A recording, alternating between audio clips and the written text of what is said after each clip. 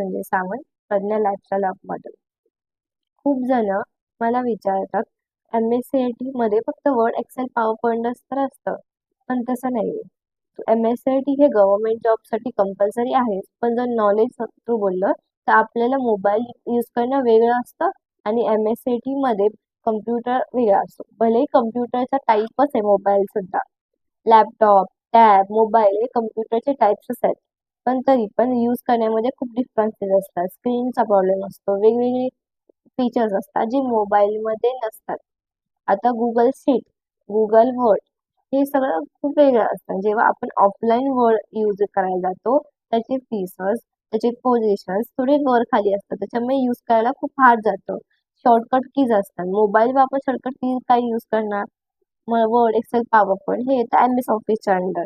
Social media skills पण असतात.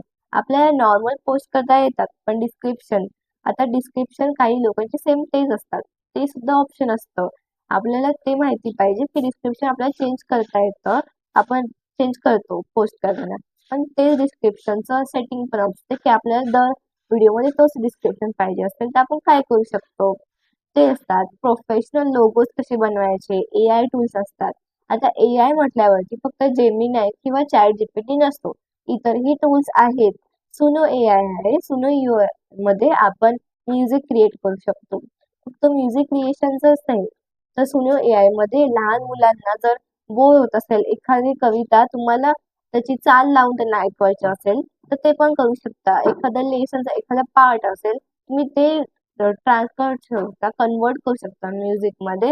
त्याच्यामधून मुलांना लवकर समजेल. अजून टूल्स असतात वेगवेगळे, ते सुद्धा असतं. हे झालं AI टूल्सचं. अजून Word, Excel, PowerPoint, social media skills हे झाले. टायपिंगची प्रॅक्टिस होते त्याच्यामध्ये, कारण आपल्याला फक्त मॉनिटर यूज नाही करायचं, आपल्याला माऊस यूज करायचा आहे, कीबोर्ड यूज करायचा आहे. तर बेसिक प्रॅक्टिस होऊन जाते, माऊसची पण प्रॅक्टिस होऊन जाते. हार्डवेअर सॉफ्टवेअर मधले डिफरन्सेस काय असतात, रिबूटिंग बूटिंग काय असतं, हार्डवेअर सॉफ्टवेअर काय असतात, कम्प्युटरचे टाइप्स काय असतात, कम्प्युटरचा iOS, विंडोज 10, 10 प्रो ह्याच्यामध्ये काय फरक असतो, डिफरन्सेस काय असतात हे समजतं. वेगवेगळ्या शॉर्टकट कीज असतात वेगवेगळ्या गोष्टींसाठी. जेव्हा ऑफलाईन आपण एक्सेल यूज करतो त्याला मायक्रोसॉफ्ट एक्सेल एक्सेल बोलतात.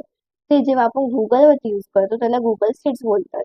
वर्ड जेव्हा आपण ऑफलाईन यूज करतो त्याला मायक्रोसॉफ्ट वर्ड बोलतात. ते जेव्हा आपण गुगलवर यूज करतो त्याला गुगल टॉक्स बोलतात. अशाच इन्फॉर्मेशन असतात एम-एस-सी-आय-टी मध्ये बेसिक. हे फक्त सर्टिफिकेटसाठी नाही तर आपल्या नॉलेजसाठी सुद्धा करायला पाहिजे एम-एस-सी-आय-टी. तर अजून काही डाऊट असेल तर तुम्ही आमच्या चॅनलवरती विचारू शकता.